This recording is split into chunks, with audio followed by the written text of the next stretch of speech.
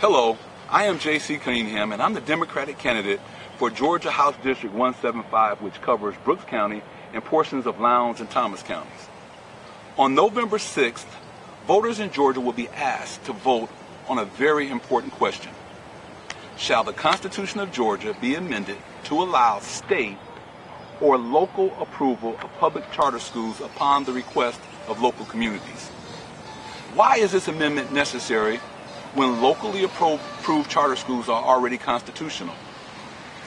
Because passage of this amendment has nothing to do with granting local approval. If approved by voters, it would give state officials legal authority to create and fully finance with state money local charter schools, even over the protest of local elected school officials. I am opposed to this amendment because it was designed to overturn the Georgia Supreme Court decision which ruled that the power to create charter schools belonged to local school boards, not the state. I am opposed to this amendment because taxpayer dollars should never fund private for-profit charter schools or independent schools. Now, let me be very clear. This is not just about charter schools. This is purely about power. And when you follow the power, you will find it ultimately involves money.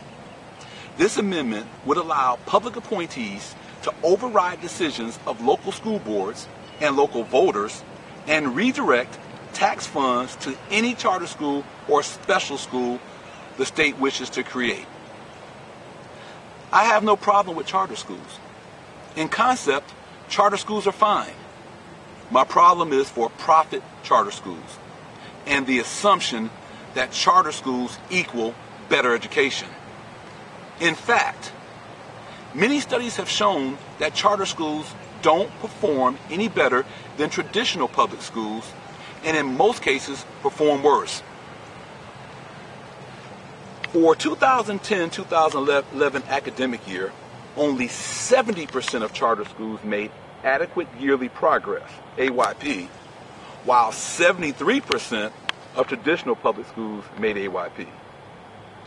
But a far more interesting statistic is that only 55% of for-profit charter schools made AYP. Proper funding of our traditional public schools, not charter schools, is the only answer to the problem in education. And having taxpayers fund private for-profit charter schools would only further cripple public schools that have seen $5.6 billion in austerity cuts over the last 9 years. Now, my opponent, Amy Carter, a public school teacher, voted for House Bill 1162, despite the fact that it would be harmful to the 28,512 students who attend public schools throughout Brooks, Lowndes, and Thomas counties. My opposition to this amendment has nothing to do with partisanship. This is not a Democrat issue or a Republican issue. It is about Georgia's most vital resources, our children. Vote no for this amendment.